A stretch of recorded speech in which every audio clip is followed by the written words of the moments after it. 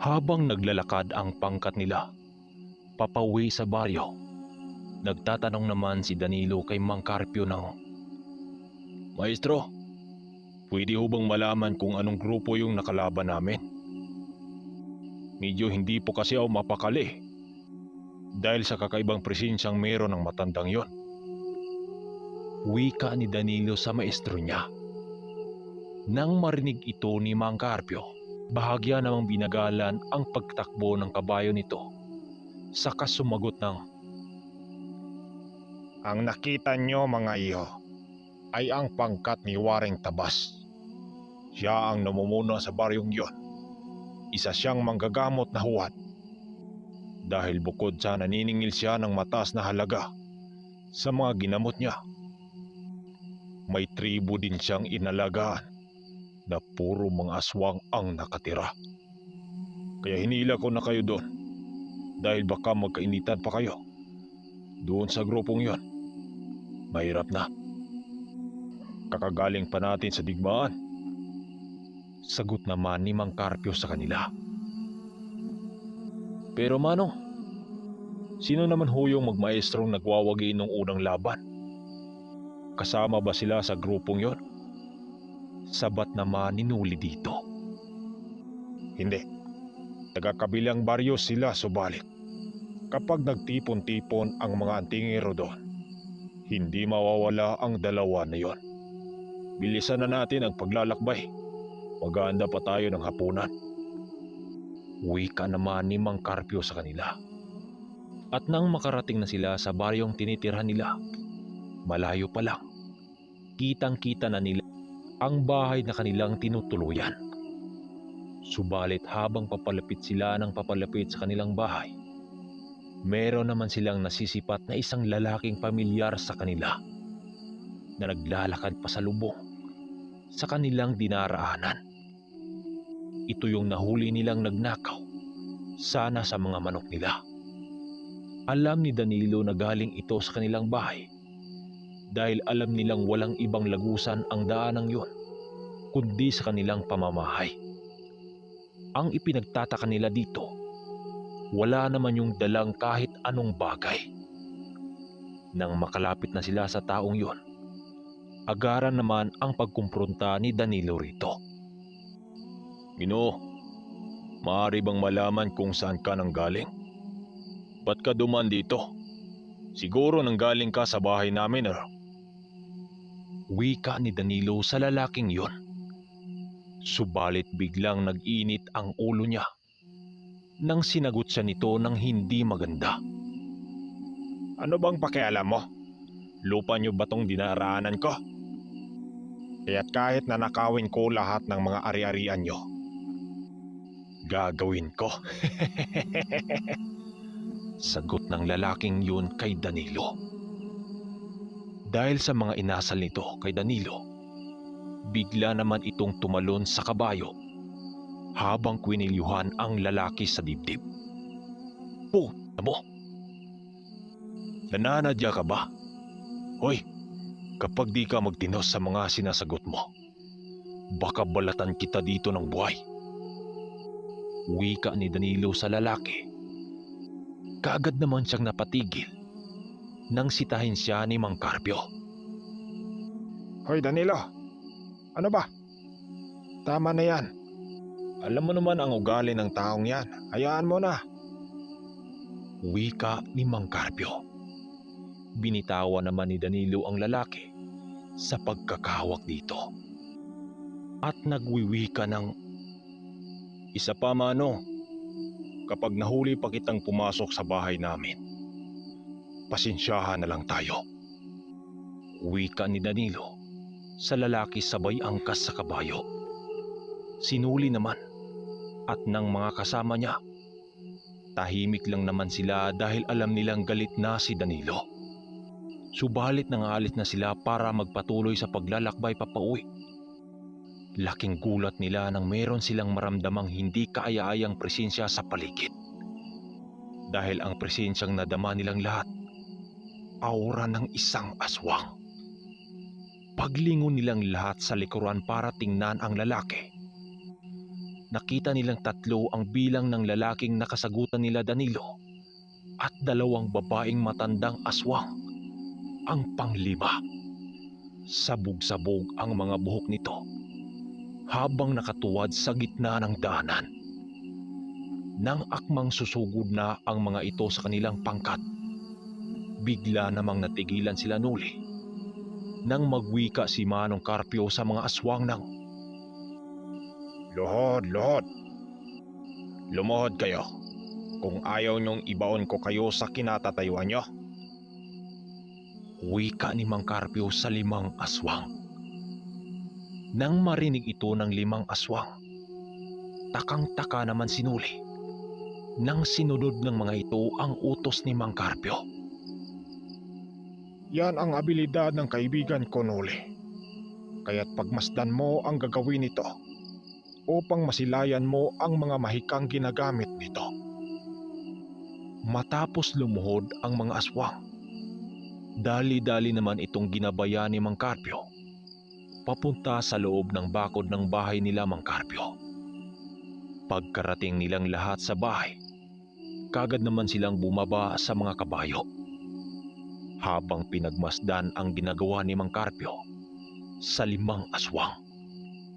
Ang unang tanong ni Mang Carpio sa mga nilalang na yon, kung bakit ito umaaligid sa kanilang pamamahay sa tuwing wala sila. Subalit kahit anong tanong ni Mang Carpio sa mga ito, ngumisi lang ito at sabay tawa ng nakakaloko. Dahil sa mga nangyari, suminyas naman si Mang Carpio kay Danilo. Nang makita ni Danilo ang sinyas ng maestro niya, nagulat naman si Noli nang pinalitaw nito ang sibat ni Atardar. Doon nalaman ni Noli na marami din palang tinatagong abilidad ang kaibigan niya. Nang makita ng 5 aswang ang hawak-hawak na sibat ni Danilo, nagmamakawa naman itong takot na wag silang papaslangin. Magsasalita na ako. Tauhan kami ni Waring. Pinapaligid kami sa buong bahay niyo ni Waring para lasunin ang mga alaga niyo, lalo na ang mga manok niyong panlaban sa Biyernes Santo. Patawad, ermitanyo. Hindi ko po alam na kayo pala ang may-ari sa pamamahay na ito. Wika ng isang aswang nakasama sa lalaking palagi nilang naabutan sa bahay nila. Hindi ako ang hingian mo ng tawad, aswang. Yung nakaharap mo. Wika ni Mang Carpio. At nagwika naman dito si Danilo ng, alam mo ba kung ano ang parusa namin sa kagaya mo? Ha? At lalo na sa balak mong pagpieste sa alaga ko. Ngayong nahuli ko lang naman kayo. Iparating mo ito kay Waring, ang mensahe na ito. Kapag nagkatagpo ang aming mga landas, hindi ko siya atrasan kahit nagtaglay pa siya ng dugo ng mga manggagaway. Hayop siya. Wika ni Danilo. Sabay tapya sa mga isang kamay ng mga aswang na kanilang nadakip. Nagsisigaw noon ang mga aswang dahil sa ginawa ni Danilong pagputol sa kabila nitong mga kamay. Sige, umuwi na kayo. Pero kapag may nangyaring masama sa mga alaga ko, hahanapin at hahanapin kita. Lakip na ang nag-utos sa iyo. Wika ni Danilo sabay tadyak sa mga aswang papalabas ng pinto.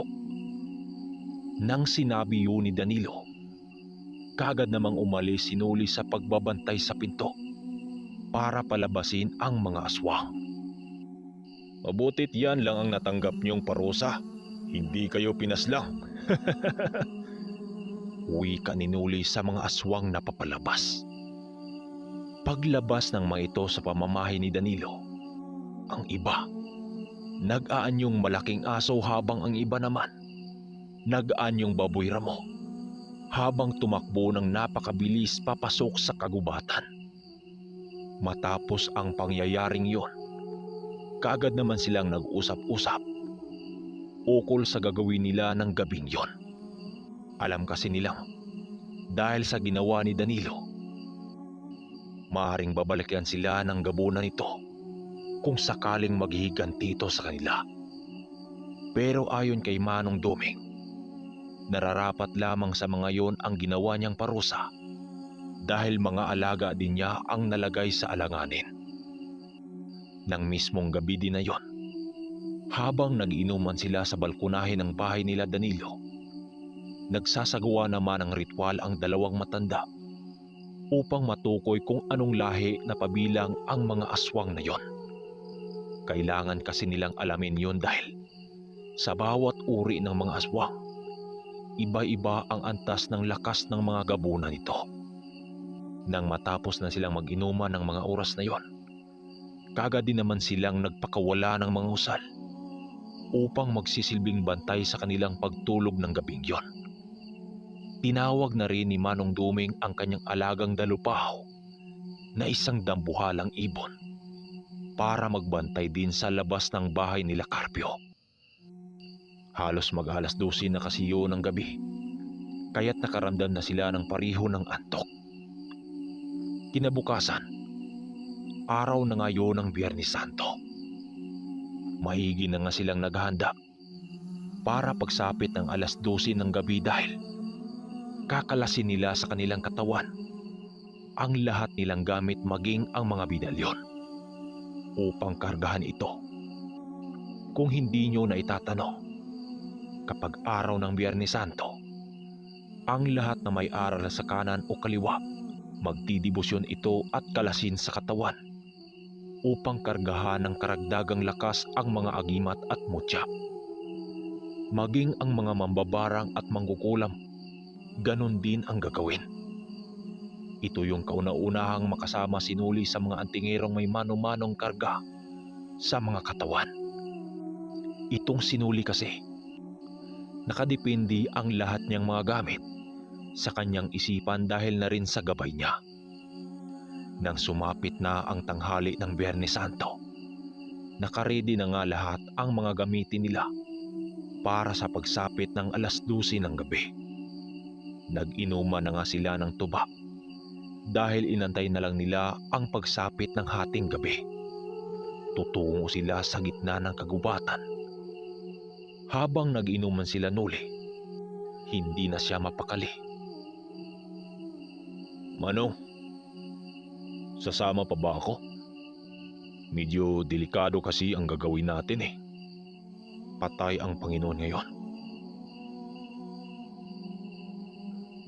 Tapos, pupunta tayo sa gubat ng ganong oras. Uwi ka ni Nulis sa lahat nilang kasama. Nang marinig ito ng mga kaibigan niya, nagtawanan naman ito. Natakot ka Nulis sa lakas ng tangan mo? Hindi. Kami lang naman ang kailangang magkarga sa gamit. Dahil nakabase sa aming mga gamit ang aming lakas. Ikaw, kung ayaw mong sumama, okay lang naman sa amin kung dito ka lang. Wika sa kanya ni Danilo habang tumatagay ng tuba. Nang marinig ito ni Nuli, hindi naman siya pumayag na basta-basta na lamang niya iiwan ang mga ito, lalo na't Biyernes Santo ang araw na yon.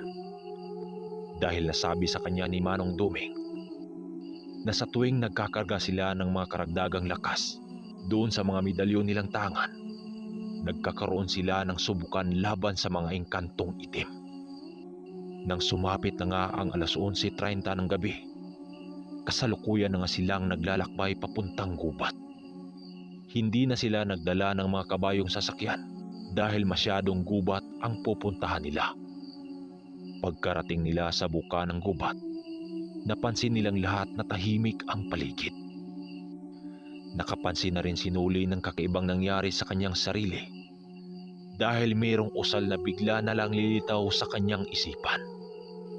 Kahit hindi niya ito kinukontrol at palingalinga siya noon sa paligid dahil ang akala niya mayroong mga nilalang na umaligid sa kanya. Dahil sa kanyang mga asal, napansin naman yun ni Manong Duming. Nagwika ito ng, Hayaan mo lang ang mga nangyayari, Noli. Normal lang yan sa isang antingerong kakapasok pa lamang sa gubat ng Biyernes Santo. Wika naman ni Manong Duming. Matapos marinig ito ni Noli, nahimasmasan naman siya kahit papano. Pagkarating nilang lahat sa gitna ng gubat, nagtataka naman itong si Noli sa ginawa ni Manong Duming. Gumawa ito ng hugis bilog sa sahig ng gubat at kagad silang pinapapasok nito sa gitna. Pumasok ka na rito, Iho. Ito ang magsisilbing gabay natin habang ginagawa natin ang mga ritual. Wika sa kanya ni Manong Duming.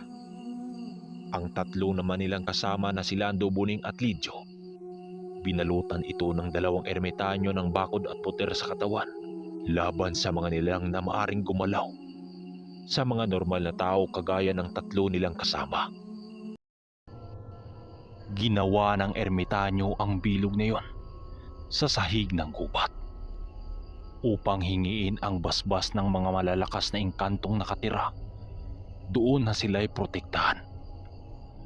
Dahil sa oras na kakalasin nila sa mga katawan ang kanilang gamit, tapos walang basbas ang bilog na yon, magagawa silang mapasok sa bilog kahit may kasama silang ermitanyo at mga malalakas na antingero. Hindi sila sasantuhin ng mga engkantong itim na sila'y papaslangin. Nang makuha na ng ermitanyo ang basbas ng maharlikang engkantong puti na sila'y papanigan, kaagad na silang pumasok sa bilog na yon. Sa pagpasok nilang lahat sa bilog na ginawa ng ermitanyo sa lupa, kaagad na nga nilang ginawa ukol sa utos ni Manong Duming. Ang ginawa ng 2 antingero at itong si Danilo. Nag-uusal ito habang nakaluhod sa lupa at katakot-takot nagdasal para mapatawad ang kanilang mga katawang lupa na minsang naliligo sa kasalanan. Maya-maya pa, dahan-dahan na nitong kinalas ang kanilang mga karga sa katawan, maging si Danilo. Sinakto nilang papatak ang 12:00 dahil ito ang oras na pinahirapan ang ating Panginoon at siya'y nagbubuhos ng kapatawaran sa bawat nilalang na nilikha sa lupa. At kasabay ng pagbigay ng Panginoon ng pagpatawad, kasabay ding humingi ng karagdagang lakas ang mga antingero para mapalakas ang kanilang mga gamit upang ipagtanggol ang mga taong ginagambala ng sakop sa demonyo. Nagsisilbing bantay noon si Noli dahil abala ang lahat niyang kasama sa pagdadarasal. Mas naninigurado siya dahil kapag nagawang mabasag ng mga engkantong itim ang bakod sa mga engkantong puti, yun na ang hudyat na sila'y lulusubi ng mga masasamang nilalang. At habang nakatayo lang siya at nagbabantay, meron siyang naririnig na ingay sa paligid na nagsisiiyakan na parabang namamatayan ito. Kasabay ng tunog ng iyakan na yon, meron ding animoy nagtatawanan na sumabay sa iyak. Ayon kay Manong Duming, yung narinig nilang nag-iyakan, ayon ay ang mga engkantong puting mahinang uri. Kaya yun nagsisiiyakan dahil sa pagkamatay ng ating Diyos Ama. Baliktad naman sa mga engkantong itim dahil nagbubunyi ang mga ito. Dahil sa araw na yon, walang kakayahan na ipagtanggol ng mga engkantong puti ang kanilang mga sarili. At habang pinakinggan niya ang mga tunog na yon, unti-unti na siyang nakakita ng mga itim na anino na sabay-sabay na naglalakad na dumaan sa gilid sa ginawang bakod ni Manong Duming. Tatawagin na sana niya ang matanda pero natatakot siya na baka magagalit ito dahil nasa kalagitnaan ito ng pagdadarasal. Ilang sandali pa, lumapit siya ng kakaunti sa kinaroroonan ng mga kasama niyang nagdadarasal dahil sa kanyang mga nakikita. Nakakita siya ng grupo ng mga nilalang na naglalakad na naman na padaan sa gilid ng bakod na ginawa ng ermitanyo. Sa pagkakataong ito, ibang-iba na ang mga itsura ng mga nilalang na kanyang nakikita. Dahil ang mga narinig niyang kaninang nagsisitawanan, harap-harapan na niya itong nakikita. Napakataas ng tindig ng mga nilalang na yon, na halos 3 tao na pinagdurugtong ang taas ng mga katawan nito. Kakaiba ang mga kamay nito dahil parang kamay ng isang pawikan pero walang mga daliri. Kulay berde ang mga kamay nito na para bang lumot ng gubat. Subalit may mukha ito ng tao na puro balahibong kulay berde din. Pero ang mga buhok nito, hugis sungay na para bang sa demonyo. Kung iyong titignan, halos mapagkamalan mo itong kahoy na naglalakad. Habang naglalakad ito sa gilid na ginawang bakod ng ermitanyo, halos naman nanginginig ang laman sa katawan nitong sinuli dahil biglang lumingon sa kanya ang isa dito. Nang magkatitigan sila ng nilalang na yon, bigla naman siyang natumba sa pagkakatayo. Dahilan para matamaan niya ang ermitanyong nagdadasal. Dahil nang magkatinginan sila ng nilalang na yon, mas nangingibabaw ang katakot-takot nitong itsura. Nang matamaan niya ang ermitanyo, bigla namang sumipol ito at kasabay ng ginawa nito at nagsasalita ng, Natatakot ka ba, iho? pagtingin ni Noli sa lugar kung saan niya nakita ang nilalang, wala na ito doon.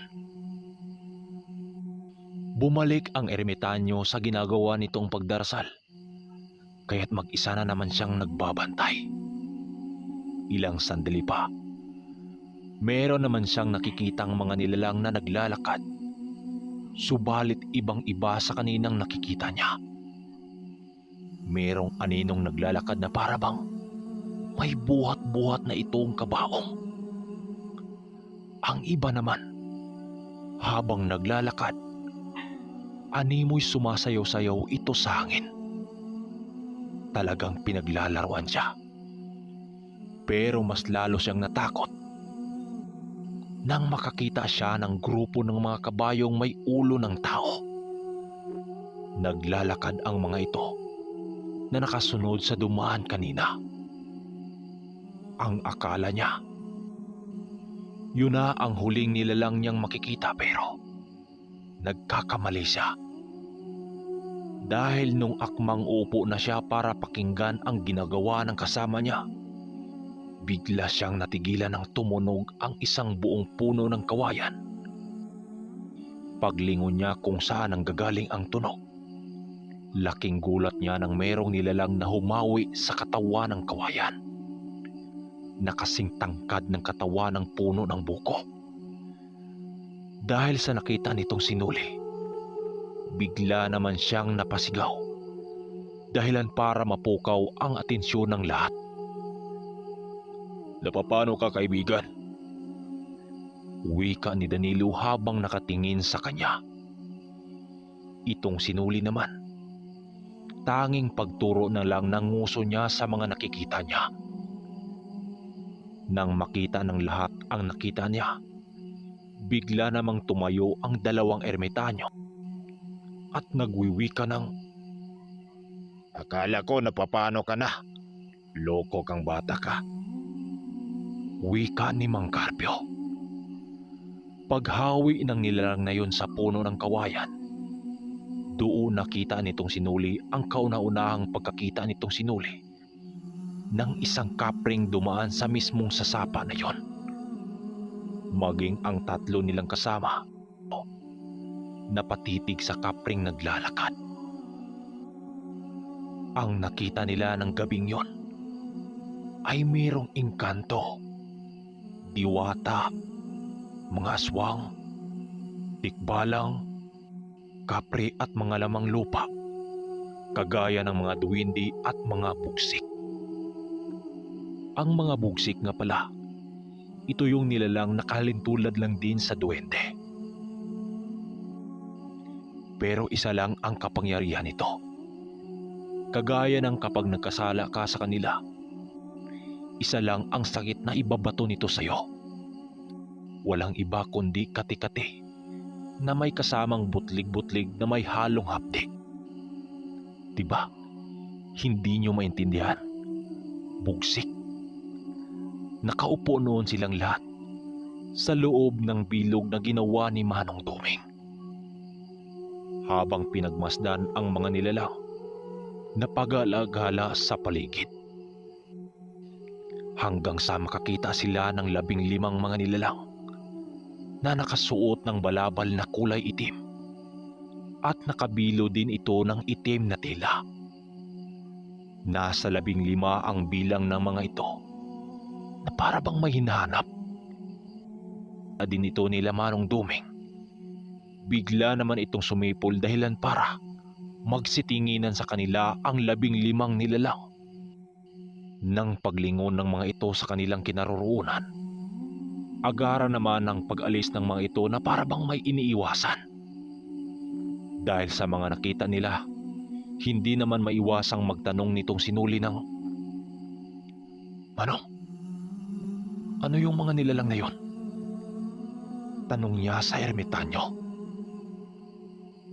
Kulto. Grupo sila ng mga kultong naghanap ng mutya dito sa gubat na ito. Malas lang nila. Dahil nandito tayo, kaya yun umalis.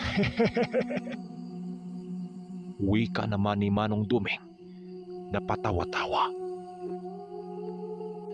Sa ilang minuto nilang pag-uusap tungkol sa mga nakita nilang mga nilalang, merong binanggit ang ermitanyong si Manong Duming ng, Kayong dalawa, makinig kayo sa akin.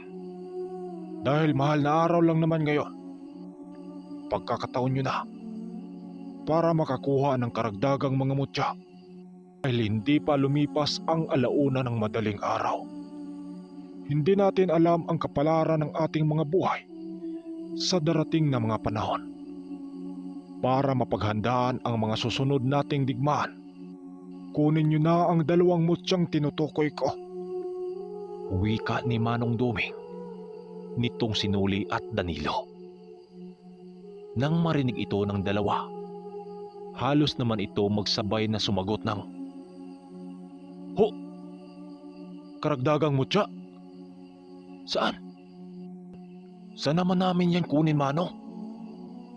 Sagot naman ni Noli. Ikaw, Danilo, kunin mo ang mutya ng tikbalang ng pinuno ng kanilang lahi. Abangan mo siya sa malaking puno ng bangalanga. Kung kinakailangang gamitan mo siya ng sandata, gawin mo.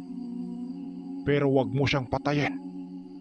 Dahil kung sakaling mapasakamay mo siya nitong ginintuang buhok, ito na ang magiging gabay mo hanggang kamatayan. Wika naman ni Manong Duming.